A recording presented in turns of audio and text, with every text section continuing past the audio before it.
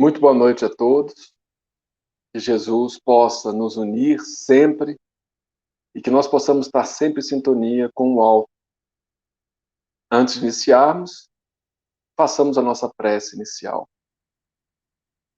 Pai amado, Jesus, nosso Mestre, abençoe a todos nós nesse instante. Que nós possamos receber a luz do alto para renovar nossos sentimentos. Que possamos sentir a presença dos amigos espirituais. Em seu nome, Mestre, venha até nós nos auxiliar.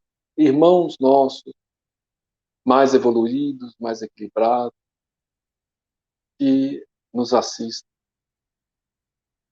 sempre. Que eles possam também abençoar nossos lares, possam nos revigorar, porque com a força dos Espíritos amigos, do Mestre Divino, Deus nosso Pai, é com essa força que vem do alto, que nós conseguimos superar as nossas fraquezas, nossas inseguranças e vencermos a nós mesmos. Obrigado, Mestre e amigo Jesus, seja conosco nesse instante, esteja presente conosco e em cada momento de nossas vidas. Que assim seja.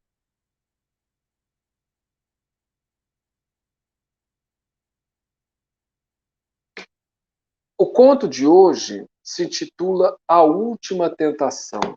Nós estamos lendo ele no livro Ideias e Ilustrações, que é uma coletânea de contos de vários espíritos.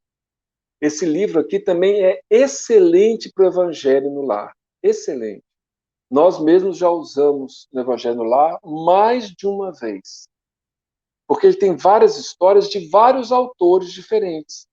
Tem história de Meimei, Neio Lúcio, Hilário Silva, e do nosso querido, né, Humberto de Campos, do irmão X. A história de hoje é justamente do Humberto de Campos. É normal que sempre apareçam histórias dele, porque ele é o maior cronista da literatura espírita através do nosso Chico Xavier, que psicografou através do Chico. Então, essa história também é dele, mas esse livro é uma coletânea. Então, essa história também está em outros livros, né? Que também tem histórias de Humberto, só de Humberto de Campos. Então, foi retirada essa história de um desses livros, eu não lembro qual, e colocada aqui. Eles não mencionam aqui, mas tem também em outros livros.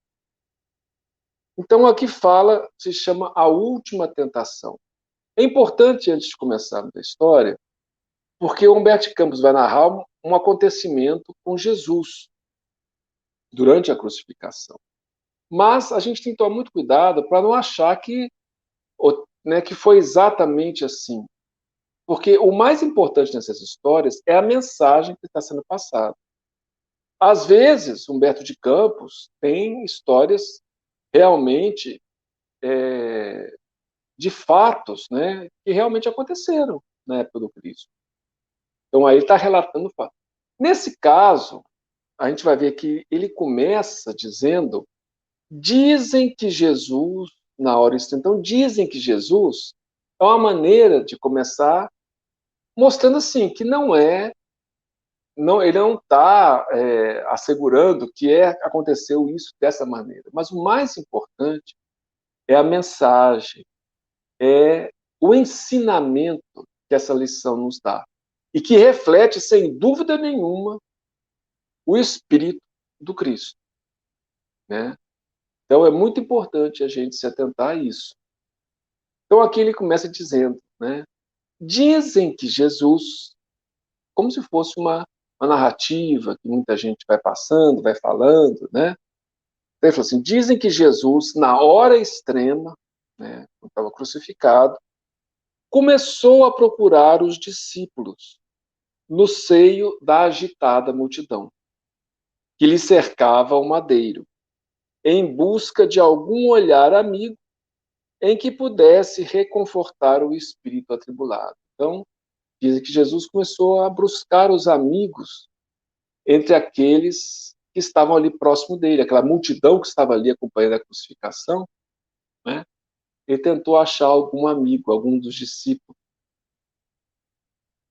Contemplou em silêncio a turba enfurecida. Então, aquele povo, né, nervoso, tal. Fustigado pelas vibrações de ódio e crueldade, qual se devera morrer sedento e em chagas, sobre um montão de espinhos, começou a lembrar os afeiçoados e seguidores da véspera. Começou a lembrar dos amigos. Onde estariam seus laços amorosos na Galileia? Recordou o primeiro contato com os pescadores do lago e chorou. A saudade amargurava-lhe o coração. Por que motivo Simão Pedro fora tão frágil? Que fizera ele, Jesus, para merecer a negação do companheiro a quem mais se confiara? Que razões teriam levado Judas a esquecê-lo? Como entregar assim, ao preço de míseras moedas, o coração que o amava tanto? Então, de acordo com essa história, Jesus estava lembrou de Pedro, como é que Pedro conseguiu negá-lo, né? E Judas, como é que pôde vendê-lo por algumas moedas? Onde se refugiara Tiago, em cuja presença tanto se comprazia? Provavelmente Tiago, irmão de João, porque era um espírito mais próximo, eram dois Tiagos, né? E o Tiago, irmão de João, era muito próximo, parece, porque na Transfiguração, por exemplo, estava João, Tiago e Pedro, quer dizer, espíritos mais próximos a ele. Então, provavelmente, ele se referia a Tiago, irmão de João. Sentiu profunda saudade de Felipe e Bartolomeu e desejou ouvi-lo. Rememorou suas conversações com Mateus e refletiu quão doce lhe seria poder abraçar o inteligente funcionário de Cafarnaum de encontro ao peito. Então, como seria bom se pudesse abraçar o Mateus, né? Funcionário público, né? Era arrecadador de impostos do império, e lá em Cafarnaum, mas era um discípulo querido, né? E as suas anotações que deram origem depois ao que passou a se chamar o Evangelho de Mateus, né? Um dos discípulos de Jesus. De reminiscência a reminiscência, teve fome da ternura e da confiança das criancinhas galileias, que lhe ouviam a palavra, deslumbradas e felizes. Mas os meninos simples e humildes que o amavam perdiam-se agora à distância. E aquelas criancinhas, né? Imagina uma criancinha que viu e ouviu Jesus, né? Que oportunidade, que beleza, né? E Jesus, segundo esse conto de Humberto de Campos, sentiu saudade dessas criancinhas que o ouviam ali, né?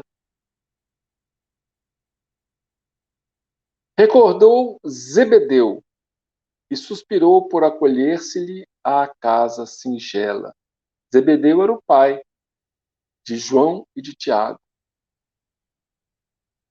João, o amigo abnegado, achava-se ele mesmo. Então, João estava ali. A gente vê isso na Bíblia, né? Em terrível desapontamento, mas precisava socorro para sustentar Maria, a angustiada mãe ao pé da cruz. Então, João era o único que estava ali próximo. Mas ele precisava sustentar Maria, mãe de Jesus, que estava ali. Imagina a agonia de uma mãe ver o filho sendo crucificado, uma coisa inimaginável, né? O mestre desejava alguém que o ajudasse de perto, em cujo carinho conseguisse encontrar um apoio e uma esperança. Ele queria alguém pudesse dar algum apoio, algum alento a ele naquele momento. Segundo esse conto, né? Segundo essa história. Foi quando viu levantar-se, dentre a multidão desvairada e cega, alguém que ele de pronto reconheceu.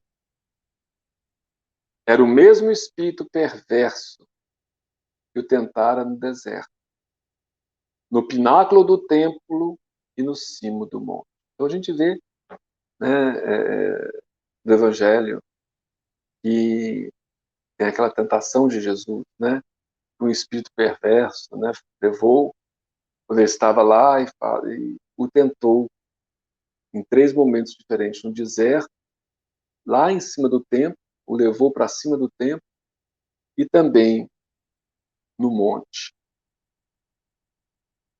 Né? E Jesus o rechaçou e ele se afastou. E aqui ele aparece novamente, no meio da multidão. O gênio da sombra, de rosto enigmático, abeirou-se dele e murmurou. Então, o espírito perverso, né, o gênio da sombra, o inimigo do Cristo, né? Não que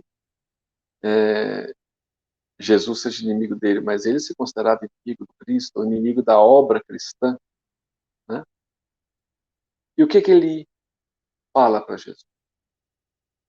Claro que ninguém estava vendo ele, espírito. Né? Amaldiçoa os teus amigos ingratos, ele fala, e eu te darei o reino do mundo. Amaldiçoa os teus amigos ingratos, e eu te darei o reino do mundo. Então Jesus estava com saudade, questionando por que os amigos estavam ali. Então, o gênio da sombra falou a ele: amaldiçoa, né, os amigos ingratos, eu te darei o reino do mundo. Proclama a fraqueza dos teus irmãos de ideal, a fim de que a justiça te reconheça a grandeza angélica, e descerás triunfante da cruz. Dize que os teus amigos são covardes e duros, impassíveis e traidores, e te unirei aos poderosos da terra, para que domines todas as consciências. Tu sabes que diante de Deus eles não passam de míseros desertores. Então, a gente vê que isso tem uma... Se isso não ocorreu dessa forma exatamente, se isso é apenas uma parábola, se isso é apenas uma história, mas nós sabemos que esse tipo de influência maligna existe. De irmãos nossos, não são seres. O Espiritismo mostra que não existem esses seres destinados eternamente ao mal, diabo, né, tudo mais. Mas sim existem espíritos revoltados contra Deus, revoltados contra a obra de Cristo, e que pregam o quê? Pregam a dureza, a vingança, o ódio, a raiva. É isso que eles desejam colocar em nossos corações. E aqui está um ensinamento muito importante. Nossa sociedade estimula demais esses sentimentos. Esses sentimentos são estimulados no mundo espiritual por espíritos trevosos, revoltados, que ainda não encontraram o caminho do bem. Um dia, né, nós aprendemos que um dia eles se arrependerão e terão que reparar os erros que cometeram. Mas, por enquanto, muitos não aceitam o caminho do bem e querem o domínio. Tem poder, um poder que só tem porque Deus permite. Ninguém tem poder nenhum se Deus não permitir, obviamente. Então Deus permite. Esse espírito tem um poder relativo e esse espírito fala para Jesus, né? Fala mal dos teus amigos, são covardes, são traidores, não valem nada. Diante de Deus, eles não passam de míseros desertores. Então, esse espírito sabe da existência de Deus, mas não aceita as suas leis, principalmente leis de amor e de bondade. Então, aqui fica um ensinamento muito profundo. Não existe cristianismo sem bondade, amor e benevolência. Não existe. Não existe cristianismo do ódio. O ódio em si é o sentimento que nega a mensagem cristã. Isso é muito importante, principalmente nos dias de hoje. Muita gente se confunde quando muitas pessoas falam de Deus, Jesus, mas Jesus mesmo falou: nem todos aqueles que dizem Senhor, Senhor entrarão no reino do céu, mas somente aquele que faz a vontade de meu Pai que está no céu. Então não adianta falar só Senhor, Deus, Jesus, né? Proclamar com os lábios, mas o coração está longe dele. Porque para estar perto dele tem que ser um coração cheio de mansuetude.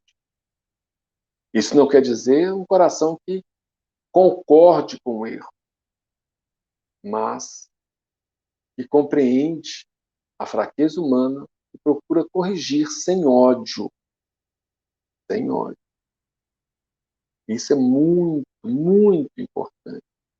Isso faz toda a diferença. Essas sugestões de ódio, de rancor, de vingança, né?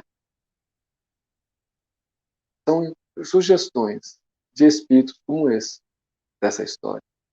Espíritos revoltados, espíritos que tentam ir contra a obra divina.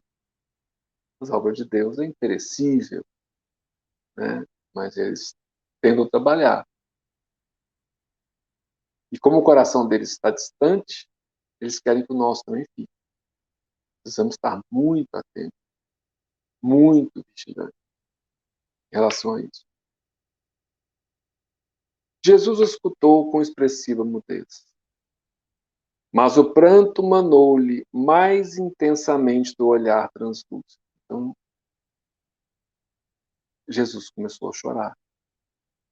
Sim, pensava. Pedro negara-o, fato, mas não por maldade. A fragilidade do apóstolo podia ser comparada à ternura de uma oliveira nascente, e com os dias se transforma no tronco robusto e nobre, a desafiar a implacável visita dos anos. Então ele ainda era uma oliveira nascente, era uma planta ainda no começo. Por isso, a sua fragilidade. Mas um dia se transformaria numa árvore robusta, como de fato aconteceu. Né? Judas entregaram-o, mas não por má fé.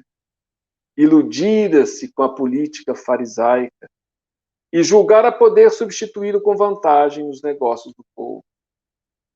A ilusão do discípulo. Tem uma mensagem, tem uma história de Humberto de Campos que se chama A Ilusão do Discípulo. A ilusão de Judas. Misturar política com religião, com coisas espirituais.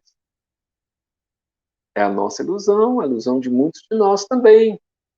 Precisamos estar muito atentos quanto a isso. Encontrou no imo da alma a necessária justificação para todos. E parecia esforçar-se por dizer o que lhe subia do coração.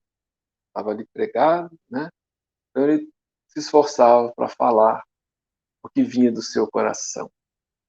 Ansioso, o espírito das trevas aguardava-lhe a pronúncia. Mas Jesus, fixando os olhos no céu inflamado de luz, rogou em tom inesquecível: perdoa-lhes, Pai. Eles não sabem o que fazem. O príncipe das sombras retirou-se apressado. O perdão afastou. Príncipe das sombras. É o perdão que vai afastar toda e qualquer influência negativa sobre nós. Se nós não perdoamos, como podemos querer que os espíritos, que muitas vezes nos querem mal, de outras existências até, nos perdoem? Mas se nós perdoamos, criamos uma barreira em relação àqueles que ainda alimentam o ódio, a raiva e o rancor. O perdão é a nossa salvação, é a nossa libertação espiritual.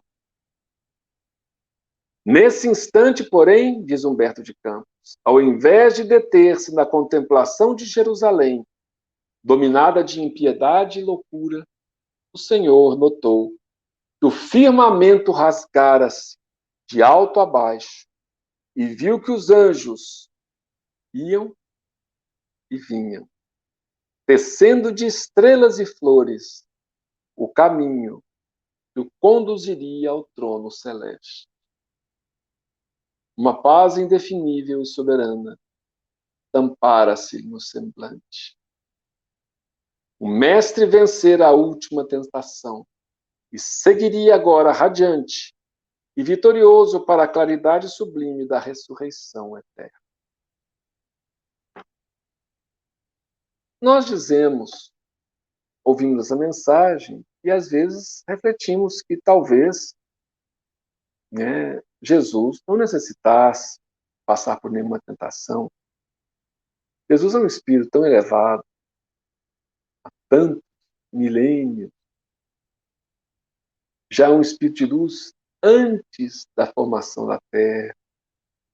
Não faz sentido muitas vezes pensarmos como se fosse um ser humano que pudesse ser tentado. Mas a história é sublime, porque mostra o poder do perdão e mostra como nós podemos trazer paz para dentro de nós, perdoando. Nem sempre é fácil. Carregamos impulsos negativos, violentos, de revide, de revolta. Precisamos orar. Precisamos pedir a Jesus que domine o nosso coração. Que os espíritos de luz nos auxiliem e afastem aqueles irmãos nossos que, como esse, buscam estimular em nós a revolta, a raiva, a impiedade. Quantas vezes vemos irmãos praticarem o mal, às vezes em relação a nós mesmos, nos difamarem, nos injuriarem, nos agredirem, às vezes verbalmente, às vezes fisicamente, nos enganarem. Precisamos perdoar. Só perdoando apagamos nossas faltas do passado. Quem disse isso foi Jesus. O próprio Pai Nosso fala isso. Perdoa nossas dívidas, assim como nós perdoamos nossos devedores. O perdão de Deus, que na verdade é o perdão da nossa consciência, é condicional ao perdão aos nossos irmãos. Então, meus irmãos, minhas irmãs, precisamos ficar atentos. O perdão é um dos fundamentos. E talvez se pudéssemos falar em uma palavra, porque a principal mensagem do Cristo é amor. Mas se pudéssemos traduzir o amor, que o amor abarca várias virtudes, como diz, por exemplo, Paulo de Tarso, né? Naquela passagem sublime da sua epístola aos Coríntios, da primeira epístola, capítulo 13, tão famosa. Mas se pudéssemos resumir numa palavra, o amor é perdão. Não há cristianismo sem perdão. Perdão de Deus em relação a nós, mas também de nós em relação aos nossos irmãos. Sem isso, não há cristianismo. Possamos compreender, que possamos controlar nossos corações, afastar os impulsos negativos, perdoar, esquecer, para sermos felizes, para nos libertarmos, como está escrito aqui na imagem do Cristo, abrindo-se na frente dele o caminho para o paraíso. De forma simbólica, é isso que acontece conosco quando perdoamos. Sentimos o refrigério, a paz em nossos corações. Estamos preparados para vivermos dias muito mais felizes do que vivemos até hoje. Uma boa noite a todos, um bom final de semana, uma ótima semana também.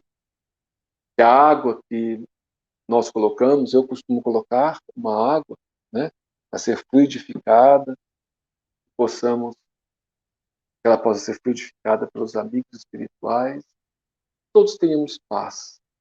E se não perdoamos, peçamos a Deus para nos ensinar, para nos ajudar, para nos dar força, para perdoar, a fim de que sejamos perdoados. Sabemos que já cometemos muitos erros, nessa ou em outras existências. E em outras existências, melhor dizendo. Precisamos do perdão de nossas consciências, mas ele só virá quando soubermos perdoar o nosso próximo. Muita paz a todos e que Jesus nos abençoe, hoje